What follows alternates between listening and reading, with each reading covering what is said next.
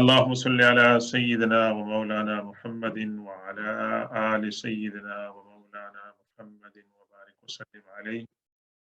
أعوذ بالله من الشيطان الرجيم. بسم الله الرحمن الرحيم.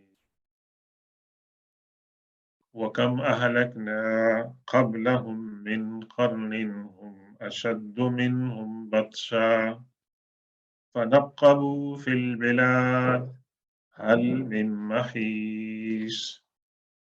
إن في ذلك لذكرى لمن كان له قلب أو ألقى السمع وهو شهيد. ولقد خلقنا السماوات والأرض وما بينهما في 6 أيام وما مسنا من لغوب فاصبر على ما يقولون وسبح بحمد ربك قبل طلوع الشمس وقبل الغروب ومن الليل فسبحه وأدبار السجود. صدق الله مولانا العظيم وبلغنا رسوله النبي الأمي الأمين الكريم ونحن على ذلك لمن الشاهدين والشاكرين والحمد لله رب العالمين. السلام علیکم ورحمۃ اللہ تعالی وبرکاتہ۔ آج سورہ قاف عظیم الشان سورت کی آیت نمبر 36 سے ہم اپنے درس کا آغاز کر رہے ہیں، اور انشاءاللہ اس سورت کا کنکلوژن آیت نمبر 45 پر ہوگا، تو تقریباً 9 آیات ہیں، اور اگر وقت ملا تو اس کے بعد والی 51 سورت ہے زاریات، اس کے بارے میں بھی انشاءاللہ کچھ ہم باتیں کریں گے، اور اللہ تبارک و تعالی ہمیں ان آیات کو سمجھنے اور ان پر عمل کرنے کی توفیق عطا فرمائے۔ آیت نمبر 36 تک کمپیریزن کیا گیا تھا جنتیوں اور دوزخیوں کے درمیان، اور اللہ تبارک و تعالی ہمیں وہ صلاحیت عطا فرمائے کہ ہم ہر وقت اللہ پہ فوکس رکھیں اور آخرت پہ فوکس رکھیں، کیونکہ یہ قرآن کے اندر اور حضور پاک صلی اللہ علیہ وسلم کی احادیث اور سنتوں میں، آپ کی دعاؤں میں اس کا کثرت کے ساتھ ہمیں ریمائنڈر ملتے ہیں، اور ہم دنیا کے معاملات میں الجھ کر باوجود کہ ہمارا ایمان ہے ہم ان چیزوں سے ڈسٹریکٹ ہو جاتے ہیں، تو اللہ تبارک و تعالی ہمیں فوکس کرنے کی توفیق عطا فرمائے۔ اور سورہ قاف ماشاءاللہ جس کی یہ روایت ہے کہ سنتوں میں سے کہ حضور پاک صلی اللہ علیہ وسلم اس کی جمعہ کے دن تلاوت فرماتے تھے، اور ایک روایت میں ہے کہ آپ نے منبر پہ چڑھ کے بھی اس کی تلاوت فرمائی، تو یہ ماشاءاللہ اس کے اندر بڑے عظیم الشان موضوعات بیان کی ہیں۔ اب یہ جو کنکلوڈنگ آیات ہیں یہ گویا کہ سم اپ کر رہے ہیں جو کچھ اب تک کی آیات کے اندر بیان ہوا ہے، ان کا خلاصہ بیان ہو رہا ہے۔ تو پہلی آیت نمبر 36 کے اندر اللہ نے کیا فرمایا؟ وَكَمْ أَهْلَكْنَا قَبْلَهُمْ مِنْ قَرْنٍ، اور کتنی ہی جنریشن، اب قرن سے مراد جنریشن ہے، یعنی ایک نسل، پوری نسل جس کی ابتدا ہوئی وہ انتہا تک پہنچی، اس کے اندر اس کی تہذیب ہے، تمدن ہے، تاریخ ہے، وہ تمام کی تمام آپ اس کے اندر قرن کے اندر جو ہے نا شامل کر سکتے ہیں۔ اور قرن سے مراد جانوروں کے سینگ بھی ہوتے ہیں، قرن سے مراد بعض اوقات قوم کی بھی لی جاتے ہیں، لیکن قرن سے یہاں مراد یہ ہے کہ ایک پوری جنریشن، مثال کے طور پر حضرت موسیٰ علیہ السلام اور فرعون کا جو دور ہے اس کو آپ قرن کہہ سکتے ہیں کہ بہت طویل مدت کا ہے۔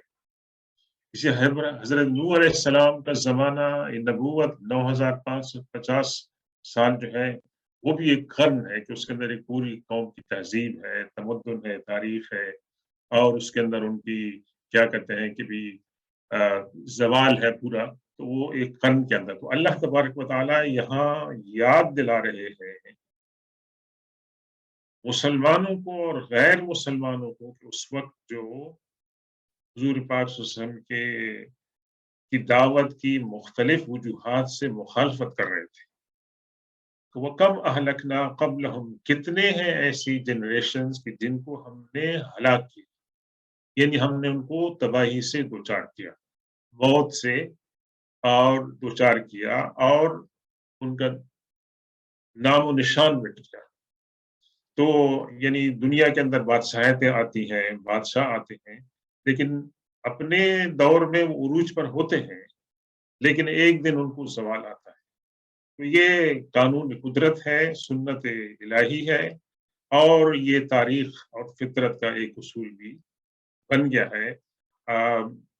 ہمارے آج کل کے دور میں بات ایسی سپر پاورز لگتی ہیں کہ وہ مطلب ہے کہ ان کو زوال نہیں آئے، ان کو ان کے اپنے رویے سے بھی لگتا ہے، اور دوسرے لوگ جو مرعوب ہوتے ہیں وہ بھی یہ سمجھتے ہیں، لیکن یہ مس انڈرسٹینڈنگ ہے کہ ہم تاریخ سے سبق جو ہے وہ نہیں لیتے، اور قرآن کیا کہتا ہے کہ ایسی بات نہیں۔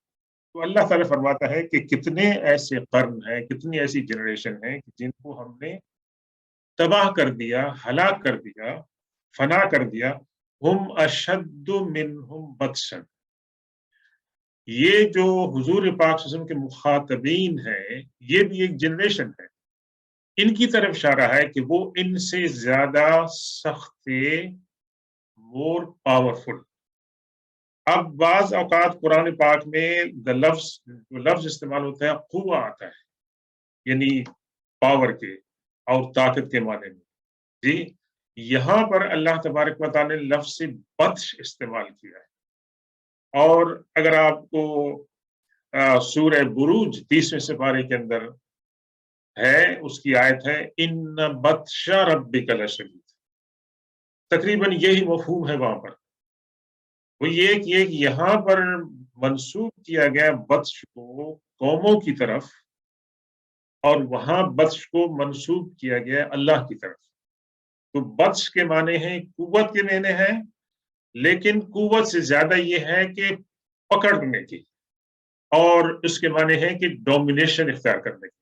یعنی آپ دیکھیں گے کہ دو انسان ہیں، ایک انسان جو ہے وہ طاقتور ہے، دولت مند ہے، اس کے بعد ایک دوسرا انسان ہے، دولت مند ہے، طاقتور ہے، لیکن جو دوسرا جو دولت مند ہے اور طاقتور ہے، اس کی اپنی دولت اور طاقت اپنی ذات تک محدود نہیں ہے، بلکہ وہ انفلوئنس کرتا ہے اور لوگوں کو مرعوب کرتا ہے، اور وہ چاہتا ہے اور اس کی خواہش ہوتی ہے کہ لوگ اس کے سبارڈینیٹ ہوں اور اس کے نیچے ماتحت چلیں اور اس کی باتوں پہ چلیں۔ تو یہی حال قوموں کا بھی ہے۔ تو اللہ تعالیٰ نے کیا فرمایا کہ کتنی ایسی قومیں ان سے پہلے گزر چکی ہیں کہ جو ان سے زیادہ سخت طاقت کے اندر بھی، اور دوسرے لوگوں کو مرعوب اور مغلوب کرنے میں۔ تو یہ قریش جو ہے، یہ عرب ان کے مقابلے میں کچھ بھی نہیں ہے، تو صحراؤں کے اندر رہ رہے ہیں، اور یہ تو حرم شریف کی برکت ہے، اور ابراہیم علیہ السلام اور اسماعیل علیہ السلام کی برکت ہے، جس کی وجہ سے ان کو یہ تمام فوائد حاصل ہیں، ورنہ یہ تو ان کے مقابلے میں کچھ نہیں ہے، ان کے پاس کچھ نہیں ہے۔ ہاں، وہ ایک زبان کا گھمنڈ ہے ان کو، تو وہ بھی چونکہ اللہ تبارک و تعالیٰ نے اس زبان کو قرآن کی زبان بنانا تھا، تو یہ زبان سروائی ہوئی، ورنہ یہ زبان جو زمانے کے تغیرات ہوتے ہیں ان کے سامنے ٹھہر نہیں سکتی تھی، جس طرح دیگر زبانوں کے ساتھ ہوا۔ اللہ تعالیٰ نے فرمایا، اس کے بعد کیا فرمایا، فَنَقَّبُوا فِي الْبِلَادِ، وہ جو قومی تھی انہوں نے کیا کیا، ہم اردو زبان میں کہتے ہیں نقب لگاتے ہیں، اور نقب تھوڑے سے ہماری اردو کی زبان کے اندر عربی کے مفہوم سے تھوڑا مختلف ہے کہ ہم کہتے ہیں اس نے نقب لگایا، یعنی اس نے چوری کی، دیوار کے اندر سوراخ کیا. تو نقبو فی البلاد کا معنی یہ ہے کہ وہ اپنے ملکوں کے اندر نہیں رہے بلکہ دوسرے ملکوں کے اندر پہنچ کر وہاں پر انہوں نے کیا کیا کہ سراغ رسانی کی اور وہاں پر تلاش کی. کس چیز کو تلاش کیا؟ جو مفسرین یا معنی لکھتے ہیں کہ انہوں نے کہا کہ وہاں جا کے مطلب ہے کہ رزق کے اور دولت کے اور جو وسائل ہیں ان کے لیے انہوں نے تلاش میں وہ گئے اور وہاں ملکوں پر قبضہ کیا. اب یہ حال ہمارے آج کا اسپیس کا ہو رہا ہے کہ اسپیس کے اندر تلاش جاری ہے، اس کے اندر millions and billions of dollar جو ہیں اور ٹیکنالوجی استعمال ہو رہی ہے کہ وہاں یہ فضول تو نہیں جا رہے ہیں نا، وہاں دیکھنے جا رہے ہیں کہ وہاں پر ایک تو کیا کچھ زندگی کی مطلب ہے کہ علامت پائی جاتی ہے، پانی ہے، کوئی وہاں پر ایسے منرلز ہیں کہ ایسی چیزیں ہیں کہ ان کے اوپر قبضہ کیا جائے. اور ایک اور تھیوری آئی ہے کہ لوگ، یہ ڈاکٹر صاحب بتائیں گے، مطلب سائنس میں تو نہیں جانتا ہوں، میڈیکل سائنس وغیرہ کے، لوگ کہتے ہیں کہ جی وہاں آپ کے زیادہ زندہ رہنے کے چانسز ہیں زمین کے.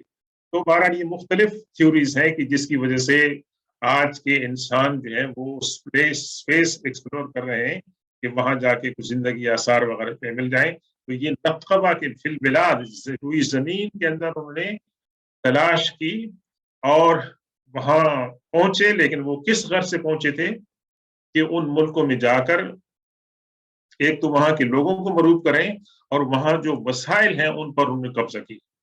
تو یہ ہماری پچھلے 200-400 سال کی جو تاریخ ہے وہ تو یہ بتاتی ہے کہ یہ آیت پاک ماشاءاللہ بتا رہی ہے، صحیح بتا رہی ہے. لیکن قرآن پاک یہ کہہ رہا ہے کہ اس سے پہلے کی جو قومیں تھی ان کا رویہ بھی تھا.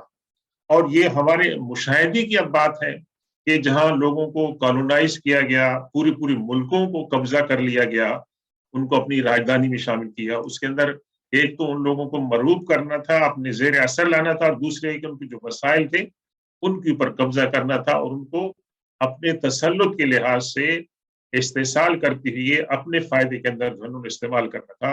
اور بدقسمتی سے لوگوں کو برائے نام آزادی تو دی گئی ہے، لیکن اس وقت بھی وہی مینٹلٹی، وہی اسٹریٹجی مختلف ناموں کے ساتھ جو ہے نا وہ استعمال ہو رہی ہے. تو یہ یعنی قوموں کی نیچر ہے.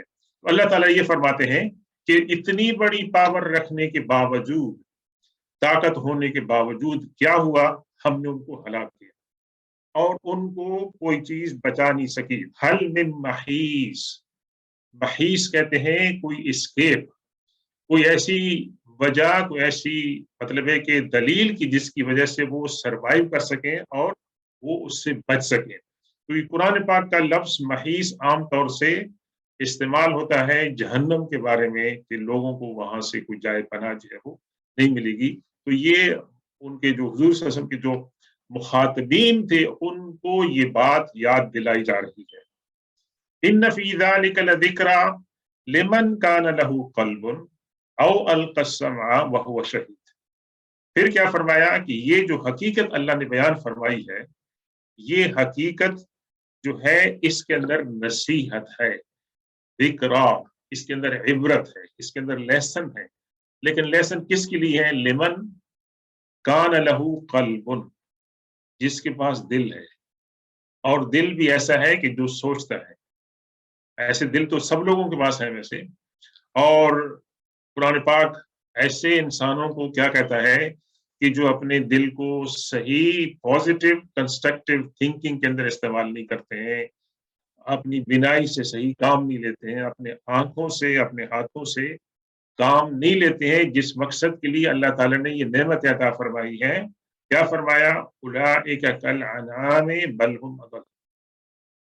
ایک بات میں کہہ دیا کہ وہ جانوروں کی طرح ہے، بلکہ فرمایا وہ جانوروں سے بھی بدتر ہے. وہ کہنے کے لیے تو انسان ہیں لیکن یہ جو فیکلٹیز اللہ نے عطا فرمائی ہیں ان کو استعمال نہیں کرتے صحیح معنی میں. تو اللہ تبارک و تعالیٰ نے یہ فرمایا کہ وہ اس گمراہ ہے. تو یہاں اللہ نے کیا فرمایا؟ ان فی، یہ جو حقیقت اللہ نے بیان فرمائی، ان فی ذلک لذکری، اس کے اندر عبرت، اور یہ انسان کو، مسلمان کو ہر وقت، ہر واقعے کے پیچھے، ہر آیت کے پیچھے، حضور پاک صلی اللہ علیہ وسلم کی ہر سنت کے پیچھے، تاریخ کے ہر جو مواقع ہیں ان کے پیچھے انسان کو ایسا دل استعمال کرنا چاہیے جس کے اندر سوچ ہو، جس کے اندر فکر ہو، اور صرف دل نہ ہو بلکہ القسمع، کہ اس کے اندر جو ہے نا ہیئرنگ ہو، اس کے اندر اس کی سماعت اس کے اندر ہو، کہ وہ القسمہ سے مراد یہ ہے کہ غور سے سنے، اس بات کو غور سے سنے۔ اب امام صاحب جمعے کے اندر تقریر کر رہے ہیں، لیکن آپ جمعے کے بعد پوچھیں کتنے لوگوں کو وہ تمام چیزیں انہوں نے کمپریہینڈ کی ہوں، کیونکہ لوگ جو ہے یا تو سن نہیں رہے ہیں پراپرلی، یا امام صاحب کہہ رہے ہیں اور امام صاحب تقریر کر رہے ہیں اور لوگ موبائل کے اوپر لگے ہیں ویسے، اور بعض اوقات میں نے دیکھا ہے کہ امام صاحب بیان کر رہے ہیں اور لوگ آپس میں باتیں کر رہے ہیں۔ تو یہ بھی مطلب ہے کہ ایک قسم کی مطلب ہے کہ وہ توہین ہو گئی ہے کہ امام صاحب بیان کر رہے ہیں اور لوگ جو ہے موبائل پہ لگے ہیں، یا لوگ جو ہے کیا کر رہے ہیں، آپس میں باتیں کر رہے ہیں۔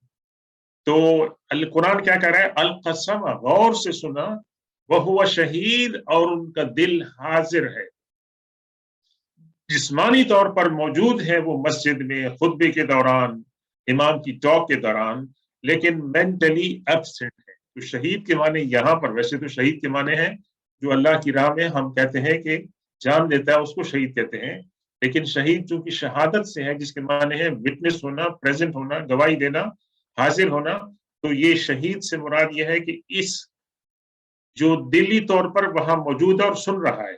تو ان باتوں سے کون نشان عبرت حاصل کرے گا؟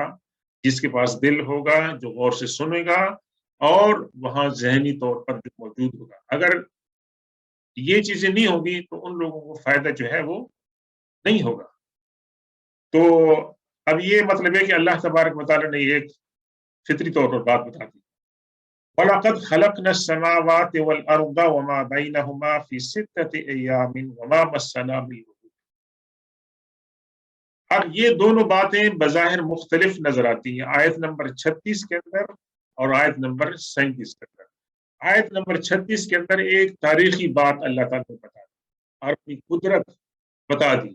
آیت نمبر 37 میں کیا فرمایا، بے شک ہم نے زمین و آسمان اور جو کچھ ان کے درمیان، دونوں کے درمیان ہے، اس تمام کی کریشن کو ہم نے کیا کیا ہے، 6 دنوں کے اندر، 6 پیریڈز کے اندر ہم نے مکمل کیا ہے۔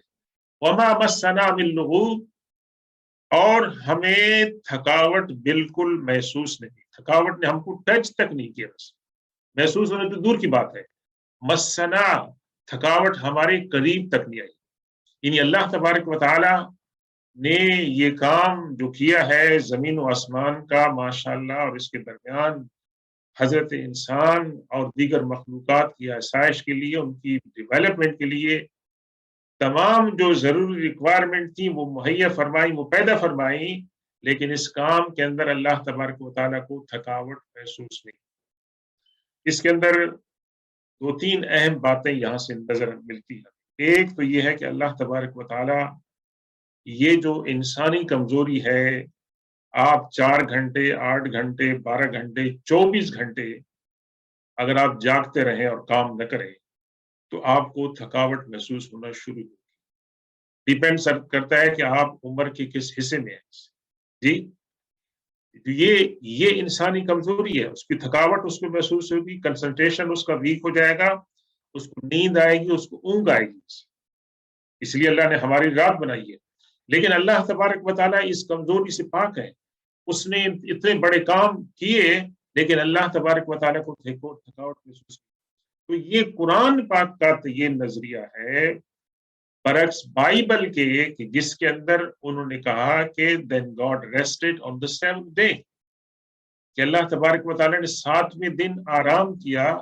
تو 7ویں دن آرام کرنا، اور 7ویں دن کو اللہ کی نعوذ باللہ سنت ہے کہ آرام کرنا، ہمارے آرام کرنے کے ساتھ ساتھ اس کو ڈیووٹ کرنا اللہ کی عبادت نہیں۔ 7واں دن مسلمانوں کے لیے کون سا معظم ہے؟ جمعے کا دن، لیکن ہم جمعے کے دن اس لیے آرام کا دن اور عبادت کا نہیں ہے کہ نعوذ باللہ مسلمان کہیں کہ جی 7ویں دن اللہ تعالیٰ نے آرام کیا تھا، اللہ تھک گئے تھے. نہیں، ایسی بات نہیں ہے. کیونکہ کہ اپنی فضیلت ہے اس کے ماشاءاللہ مختلف جو ہے نا حدیث میں اور سنن میں اس کے فضائل بیان کی ہے.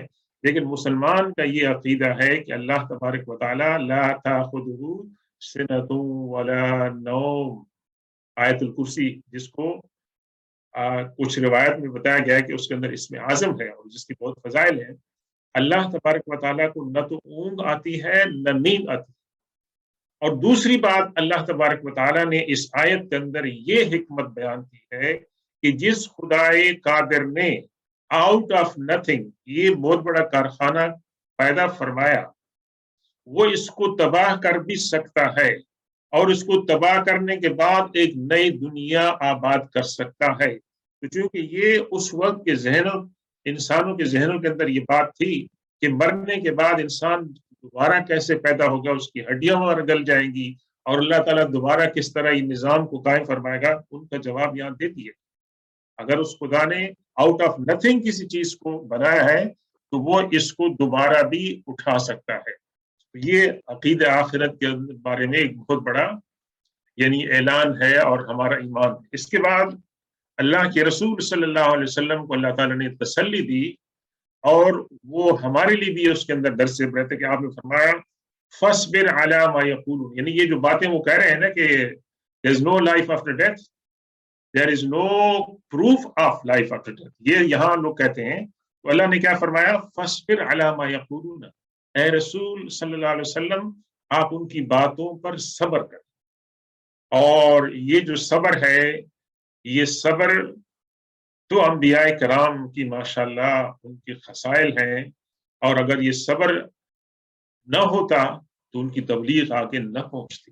جس طرح انہوں نے قوموں کا مطلب ہے کہ سامنا کیا، قوم نے ان کی مخالفت کی، لیکن اللہ نے فرمایا کہ اے پیغمبر صلی اللہ علیہ وسلم آپ صبر فرمائیں. وَسَبِّحْ بِحَمْدِ رَبِّكَ قَبْلَ طُلُوعِ الشَّمْسِ وَقَبْلَ الْغُرُوبِ، اور آپ اپنے رب کی تسبیح اور اس کی تحمید، اللہ کی حمد بھی کریں اور اللہ کی تسبیح بھی کریں آپ قبل طلوع الشمس سے، سورج نکلنے سے پہلے اور سورج غروب ہونے سے پہلے. یہ دو جو اوقات ہیں. اور پھر فرمایا وَمِنَ اللَّيْلِ فَسَبِّحُوا وَأَدْبَارَ السُّجُودِ، رات کے اندر بھی آپ اللہ کی حمد و ثنا کریں اور اس کی تسبیح کریں.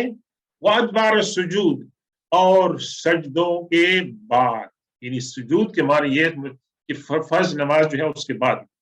تو یہاں جو ہے ہمارے علماء کرام مفسرین یہ کہتے ہیں کہ یہ چونکہ سورت مکہ میں نازل ہوئی تو مسلمانوں پر ابتدائی طور پر 2 نمازیں فرض تھیں، اور اس کی حکمت یہ تھی کہ مسلمان دن کو نماز نہیں ادا کر سکتے تھے الا ہے کہ کوئی انڈیویجول اپنے گھر میں خاموشی سے پڑھنا چاہے تو وہ ایک بات ہے کہ لیکن ایک یہ بات نہیں تھی، اس لیے کہ نماز اگر اعلان مسلمان پڑھتے تھے تو ان لوگوں کو جو ہے پتہ چلتا تھا.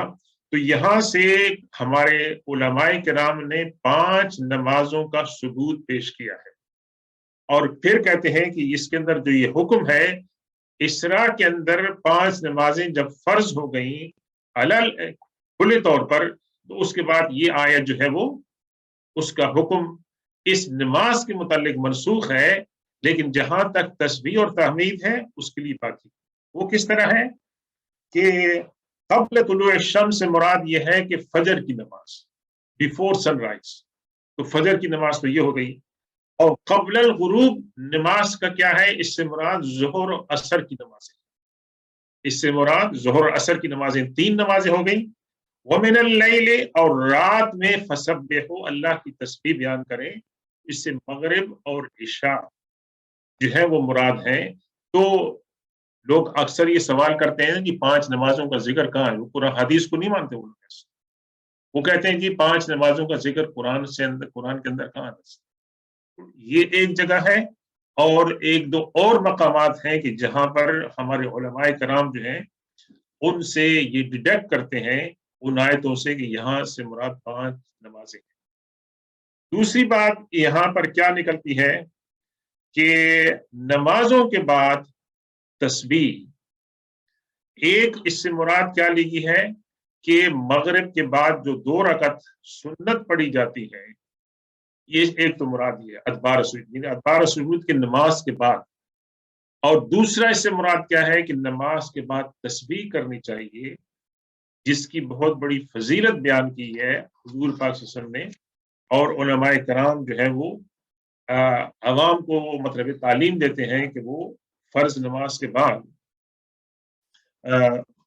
تسبیح جو ہے وہ پڑھیں، اور بعض علماء کرام اور مفسرین کہتے ہیں کہ اس سے مراد یہ ہے کہ نوافل ہے، فرض نماز سوائے فجر کے اور عصر کے، ان دونوں کے بعد، لیکن دیگر تمام نمازوں کے بعد حضور پاک صلی اللہ علیہ وسلم کیا کرتے تھے؟ 2 رکعت سنت آپ پڑھتے تھے، ظہر کے بعد، مغرب کے بعد، جی، اور عصر اور فجر جو ہے وہ اس کے اندر آپ سنتیں جو ہے نماز کے بعد، عصر کے بعد نہیں پڑھ سکتے تھے۔ تو علماء کرام نے یہ بھی ہماری جو ہے وہ رہنمائی فرمائی ہے۔ اس کے بعد جو ہے اب جو ہے نا وہ آخرت کا بیان ہو رہا ہے۔ اللہ تعالیٰ نے فرمایا وَاسْتَمِعْ يَوْمَ يُنَادِ الْمُنَادِ مِن مَّكَانٍ قَرِيبٍ۔ اب خطاب تو حضور پاک صلی اللہ علیہ وسلم کو ہے، لیکن یہ مراد ایسا خطاب ہے کہ اس سے ہر قرآن کا قاری اور ہر مسلمان جو ہے وہ مخاطب ہے۔ کیا فرمایا؟ وَاسْتَمِعْ، آپ سنیں، جبکہ ایک پکارنے والا، ایک کالر جو ہے وہ پکارے گا، اور من مکان قریب، بہت ہی قریب کی جگہ سے۔ تو اس کے بارے میں یہ کہتے ہیں کہ 2 روایتیں، ایک تو یہ ہے جنرل روایت کہ اس سے مراد وہ فرشتہ ہوگا جس کو اللہ تعالیٰ حکم فرمائیں گے کہ وہ سور پھونکے، اور اس کی آواز کو سن کر انسان جو ہے وہ اپنی قبروں سے اٹھے۔ اور ایک روایت یہ ہے کہ اس سے مراد جبرائیل علیہ السلام ہے، کہ جبرائیل علیہ السلام یہ اعلان فرمائیں گے کہ اے وہ ہڈیاں جو گل چکی ہیں اور انسان کی رگیں جو ہے وہ سکڑ چکی ہیں، تم اٹھو اور اپنی نیند سے بیدار ہو جاؤ۔ تو انسان قبروں سے اٹھیں گے، کس حال میں؟ اس حال میں نہیں کہ ان کی ہڈیاں بوسیدہ ہو چکی ہیں، بلکہ ایک روایت میں یہ بتایا گیا کہ اللہ تبارک و تعالیٰ اس سے پہلے بارش، ایسی مخصوص بارش نازل فرمائے گا کہ قبروں کے اندر مدفون انسان کی جن کی ہڈیاں گل چکی ہیں ہزاروں سال، اس بارش کی برکت سے اللہ تبارک و تعالیٰ ان کا بدن دوبارہ گرو کرے گا، اور ان کے بدن کے اندر پھر دوبارہ روح اس طرح سرایت کرے گی جس طرح کے سانپ کا زہر، اگرچہ وہ چند ڈراپ ہوتا ہے، لیکن جب انسان کو یا حیوان کو وہ ڈستا ہے تو اس کا زہر پورے بدن کے اندر پھیل جاتا ہے۔ تو اسی طریقے سے اللہ تبارک و تعالیٰ کو جو بارش فرمائے گا، نازل فرمائے گا، اس بارش کے اندر یہ قوت ہوگی کہ اس سے انسان کے بدن دوبارہ گرو ہو جائیں گے فوری طور پر۔ اور من مکان قریب سے مراد یہ ہے کہ ایک چٹان ہوگی بیت المقدس کے پاس کہ جس کے اوپر کھڑے ہو کر اللہ کا فرشتہ جو ہے وہ یہ اعلان کرے گا تو لوگوں کو کہ تم لوگ اٹھو اب۔ تو ایون دو کہ کچھ لوگ کتنے دور ہوں گے، اور وہ ایک آواز ہوگی جس کو تمام انسان سن سکیں گے۔ تو اس سے کیا پتہ چلتا ہے کہ ہمارے جو سپیس اور زمان اور مکان کی جو ریسٹرکشنز ہیں، لمیٹیشنز ہیں اس دنیا کے اندر، ابھی کو بیت المقدس میں آواز لگائے تو میں نہیں سن سکتا۔ ہاں، ہمارا یہ کوئی سیٹلائٹ کا سسٹم ہو تو الگ بات ہے، لیکن وہ سیٹلائٹ کا سسٹم تو بالکل سپر ہوگا کہ فرشتہ بیت المقدس کی کسی چٹان کے اوپر، کسی پہاڑ کے اوپر وہ کھڑا ہو کے اعلان کرے گا تو تمام مردہ انسان اس کی آواز کو سن کر کھڑے ہو جائیں گے اپنی قبروں سے، اور ان کی ڈائریکشن کیا ہوگی؟ اس آواز کے پیچھے چلیں گے۔ یہ نہیں کہ بھئی کوئی آگے جا رہا ہے کوئی پیچھے جا رہا ہے، نہیں، ایک ہی ڈائریکشن کے اندر سب جا رہیں گے کہ جہاں پر اللہ تبارک و تعالیٰ نے عدالت کو سجایا ہوگا، اس کی طرف لوگ تمام کے تمام چلتے جائیں گے. اللہ نے کیا فرمایا کہ آپ سنیں, اور اس سے ایک ہوتا ہے سمع یسمع, میں نے یہ بات سنی ہے. ایک ہے استمع یستمع استماعا, جس کے معنی ہے غور سے سنا. آپ وہ انگلش میں کہتے ہیں نا کہ HEAR ہیئر اور LIST لسن, دونوں میں فرق ہے. تو سمع یسمع اور استمع یستمع میں یہ فرق ہے.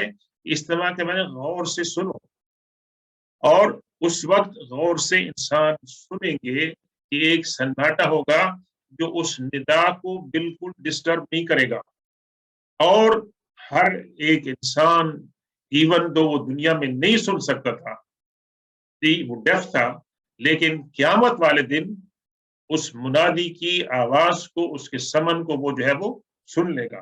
من مکان قریب, بہت ہی قریب ہوگا. ایون دو وہ ایک منادی ہے, کتنا دور ہے, لیکن تمام انسان اس کو جو ہے وہ سن سکیں گے. یوم یسمعون الصیحۃ, وہ دن کہ جس دن لوگ سنیں گے اس کرائی کو, اس پکار کو, یعنی صیحہ کے معنی ہے شور وغیرہ. اس دن جب لوگ سنیں گے اس کو, اور جو سور ہے اس کی پکار کو جب سنیں گے, بالحق, یہ بات حق ہے, ایسی بات ہوگی. اور حضور پاک صلی اللہ علیہ وسلم کی دعاؤں میں بعض اشارات اس کے ملتے ہیں کہ یہ چیزیں جو ہے وہ حق ہیں. ذالک یوم الخروج, وہ ایکسیڈس ہوگا, وہ کمنگ آؤٹ آف گریوز ہوگا. خروج جسے آپ کہتے ہیں نا کہ آپ عرب کنٹریز میں جاتے ہیں ویزا لگانے کے لیے, جی آپ نے دخول کا ویزا لگایا ہے, انٹری ویزا لگایا ہے, خروج کا ویزا لگایا ہے.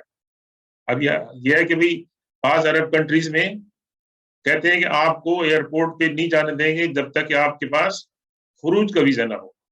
اور پہلی دفعہ میں نے یہ سنا جب میں یمن گیا تھا, تو مجھے انہوں نے کہا کہ آپ کے پاس خروج کا ویزا نہیں ہوگا تو آپ ایروپلین پہ نہیں بیٹھ سکتے. تو مجھے جانا پڑا, اور میں نے جو ہے وہاں کی مطلب ایک فارن جو ایمبیسی تھی یا جو بھی تھی, وہاں جا کے ٹھپا لگوایا کہ جی اب میں جا سکتا ہوں, نکل سکتا ہوں. تو خروج کے معنی ہیں یوم الخروج, this is the day of coming out of graves. تو وہ شور کو لوگ سن کر جو ہے نا ان کو یقین ہو جائے گا, جو زندگی میں دنیا میں نہیں مانتے تھے ان کو بھی یقین ہو جائے گا, اور جو مانتے تھے تو ان کا تو ماشاءاللہ ان کا یقین تو اس وقت ظاہر ہو جائے گا, اور ان کا اطمینان ہو جائے گا کہ اللہ نے, اللہ کے رسول نے جن باتوں کا وعدہ کیا تھا, اور جو دنیا میں لوگ کہتے تھے سراب ہے, ایک ڈریم ہے, ایک خواب ہے, ایک افسانہ ہے, اس کو اس دن وہ دیکھیں گے تو ان کا یقین ماشاءاللہ پختہ ہو جائے گا. اللہ نے کیا فرمایا, انا نحن نحیی ونمیت والینا المصیر.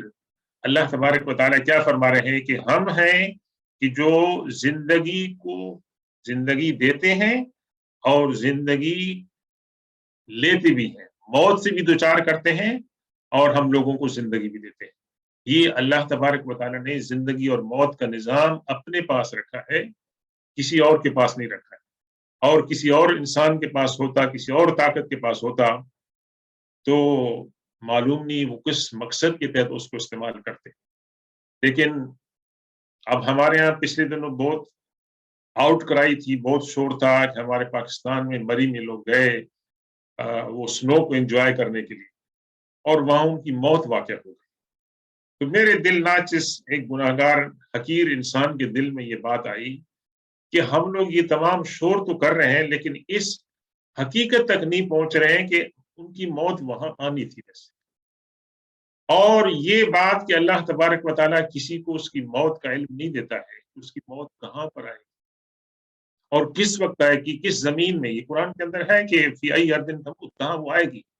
وہاں پر یہ تمام باتیں, شکایتیں, پروٹیسٹ وغیرہ وہ اپنی جگہ پر, لیکن بحیثیت مسلمان کے انسان ٹھیک ٹھاک وہاں گئے, ان کو کوئی بیماری نہیں تھی, اور انہوں نے ایکسپیکٹ بھی نہیں کر رہے تھے, وہ تو گئے تھے وہاں انجوائے کرنے کے لیے, اور آنن فانن وہ موبائل پہ بات کر رہے تھے, اور بیچاروں ان کی روح جو ہے وہ نکل گئی. تو یہ اللہ تبارک و تعالیٰ نے زندگی اور موت کو اپنے ہاتھ میں رکھا ہے. کس وقت کس حال میں موت آتی ہے, کس وقت آتی ہے, یہ تمام چیزیں اللہ تبارک و تعالیٰ نے اپنے پاس رکھی ہیں، اور وہاں ان کو اعلان فرما رہے ہیں کب؟ حضور پاک صلی اللہ علیہ وسلم کے دور کے اندر، رسالت کے اندر، کہ جب یہ چیزیں زیادہ ایڈوانس نہیں تھی۔ اب تو ماشاءاللہ ان کی بڑی چیزیں آ گئی ہیں جس سے خدا پر ایمان جو ہے انسان کا مضبوط ہوتا ہے۔ یوم تشقق الارض عنہم سراعا، وہ دن کہ جس دن زمین ان سے جلدی سے ہے نا پھٹ جائے گی۔ تشقق جس چیز کو پھٹ جانا ہوتا ہے، یعنی زمین ان کی قبروں کے اندر پھٹ جائے گی فوراً، بالکل اس آواز کی یہ تاثیر ہوگی کہ لوگ جیسے خواب غفلت سے الارم آپ کو اٹھا دے، ایسا الارم نہیں کہ دوبارہ آپ کو سونے دے، ویسے ایسا الارم کہ جو فوراً آپ کو اٹھائے گا اور دوبارہ آپ، ہم تو میں بعض اوقات الارم 2 لگاتا ہوں 3 لگاتا ہوں کہ پہلی دفعہ الارم کے بعد پھر الارم کہتا ہوں کہ تھوڑی دیر خاموش ہو جاؤ، اور اگر وہ دوبارہ الارم نہ ہو تو وہ پھر میں سونے کے لیے جاؤں گا تھوڑی دیر ریسٹ کرنی، وہ پھر لمبی نیند سو جاؤں گا ویسے۔ لیکن یہ جو الارم ہوگا اس کے اندر کیا ہوگا کہ آپ دوبارہ نہیں سوئیں گے، کہیں نہیں میں اب آرام کرنا ہے، نہیں آپ نے آرام نہیں کرنا ہے، فوراً قبر پھٹ جائے گی، ہر ایک کی قبر پھٹ جائے گی۔ اور حضور پاک سے فرماتے ہیں کہ سب سے پہلے میری قبر انور جو ہے وہ کھلے گی، سب سے پہلے میری قبر کھلے گی، اور میرے دائیں ہاتھ میں ابو بکر ہوں گے، میرے بائیں ہاتھ میں عمر ہوں گے۔ یہ حضور پاک صلی اللہ علیہ وسلم نے پیشن گوئی فرما دی تھی۔ تو سب سے پہلے آپ کا وجود مسعود مطلب ہے کہ ہوگا کہ آپ دنیا کے اندر جو ہے نا آپ ظاہر ہوں، وہاں پر ظاہر ہوں گے قیامت والے دن۔ سراعن میں نے جلدی سے، فوراً، کوئکلی، اس کے اندر کوئی دیر نہیں ہوگی جی میں سر کھجا رہا ہوں، میرے سر میں درد ہے، یہ ہے وہ نہیں، اٹھو جلدی سے اٹھو، کوئی ایکسکیوز وغیرہ اب نہیں ہے۔ اس مطلب ایک ہی حالت ہوگی کہ انسان جو ہے وہ فزیکلی ٹھیک ٹھاک اور تیار ہوں گے اللہ تبارک و تعالیٰ کی قدرت سے، کہ اللہ کا جو نظام ہے اکاؤنٹیبلٹی کا، جس کو 50,000 لگیں گے، وہ پروسیس جو ہے شروع ہوگا۔ ذالک حشر علینا یسیر، حشر کے معنی ہے کیا کہتے ہیں؟ Gatherings, that is a gathering which is easy for us. اللہ تعالیٰ کیا فرماتے ہیں کہ تمام انسانوں کو آدم علیہ السلام سے لے کر آخری انسان تک کیا ہوں گے؟ کتنے آپ کہتے ہیں؟ ٹریلین سے زیادہ کتنے ہوں گے اللہ کو پتا ہے۔ تمام کے تمام انسان جو قبروں میں ہوں گے، وہ تمام کے تمام اپنی قبروں سے فوراً اٹھ کھڑے ہوں گے۔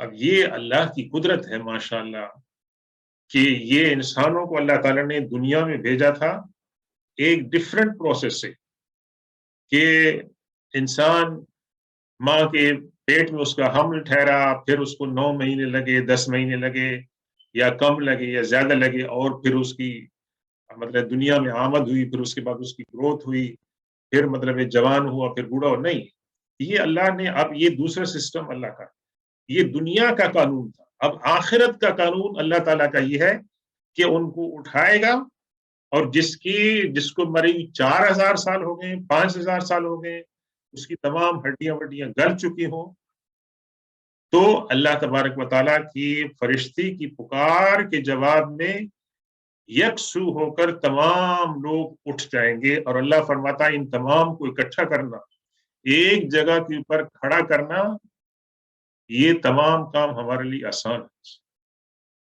ایک فٹ بال اسٹیڈیم میں فٹ بال میچ کو مطلب ایک آرگنائز کرنے کے لیے آپ کو کتنے اسٹیورڈز، کتنے والنٹیئرز، کتنے لوگ چاہیے، کتنا ڈے اور نائٹ کا بیک گراؤنڈ ہوم ورک چاہیے، یہ، اور ہم حج پہ جاتے ہیں وہاں دیکھتے ہیں کتنی مطلب ہے کہ ان کی ورک فورس ہوتی ہے، یہ انسان کی ہے۔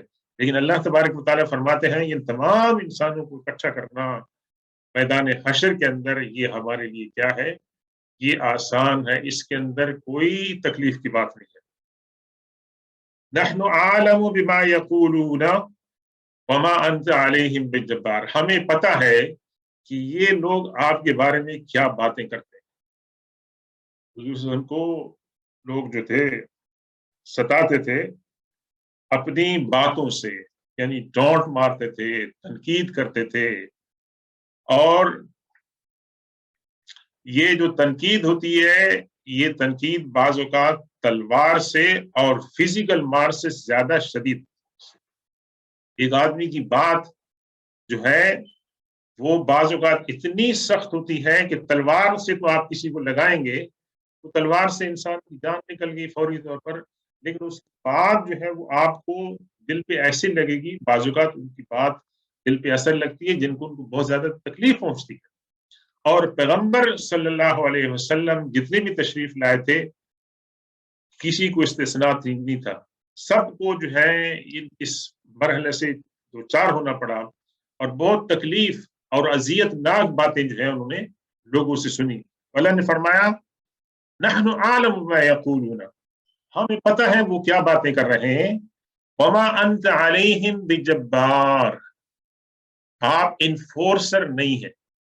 دیکھیں جبار اللہ تبارک و تعالیٰ کی صفت ہے جی.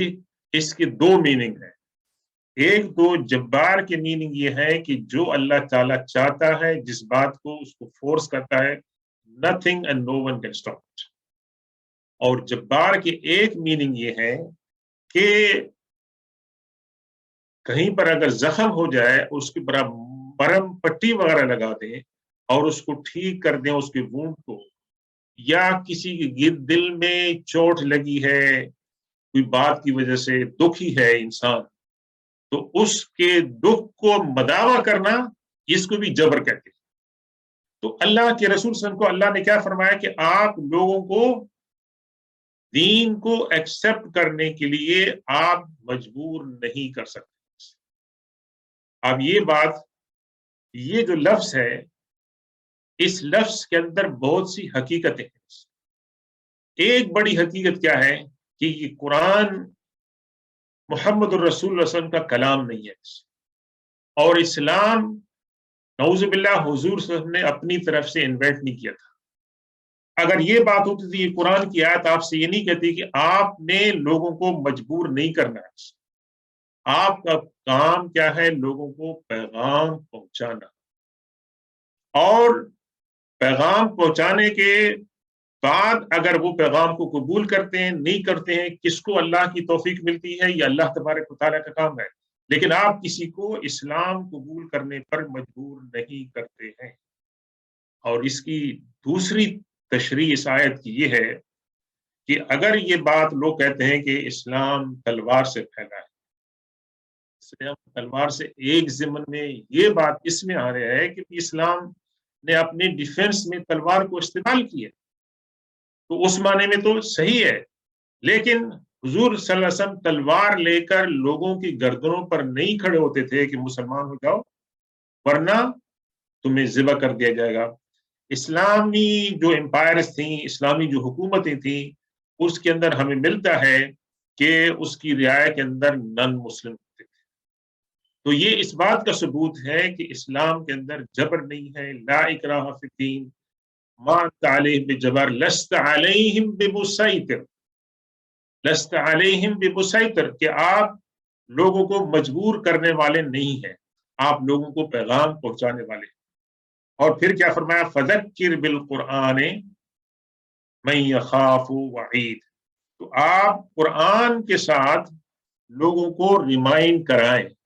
تو قرآن جو ہے وہ ذکر ہے، ریمائنڈر ہے. اور من یخاف وعید، اور وہ شخص کہ جو وعید، جو وارننگ کو کیا کہتا ہے، اس سے ڈرتا ہے. تو جو آپ کی دعوت کے نتیجے کے اندر جو لوگ قرآن کو پڑھیں گے، اس کو سنیں گے، تو اس پر غور و فکر کریں گے، تو وہ آپ کی دعوت سے فائدہ اٹھائیں گے. اور جو لوگ قرآن کی جو وارننگز دی گئی ہیں اگر ان کے اوپر وہ ان کے غور نہیں کریں گے اور اس سے وہ ڈریں گے نہیں، تو وہ اس سے فائدہ جو ہے وہ نہیں اٹھا سکتے ہیں. تو یہ آیت نمبر 45 ہے سورہ قاف کی جو آخری آیت ہے. اور میری رائے یہ ہے کہ یہاں پر ہم کنکلوڈ کرتے ہیں کہ اللہ تبارک و تعالی ہماری مرحومین کی مغفرت فرمائے، اور جو لوگ بیمار ہیں اللہ تعالی ان کو شفا عطا فرمائے. اور اللہ تبارک و تعالی ہم کو ہمارے لیے جو قرآن کی محفل ہے ہماری، اس کو ہمارے لیے اللہ تبارک و تعالیٰ ذخیرہ آخرت بنائے، اور اس کے اندر ہم لوگ جو بیٹھتے ہیں، ہم پڑھتے ہیں، سنتے ہیں، اللہ تبارک و تعالیٰ اس کو ہمارے لیے قیامت کے دن قبر کے اندر شفاعت کا ذریعہ بنائے۔ وصلی اللہ تعالی علی خیر خلقہ سیدنا مولانا محمد و آلہ و اصحابہ اجمعین۔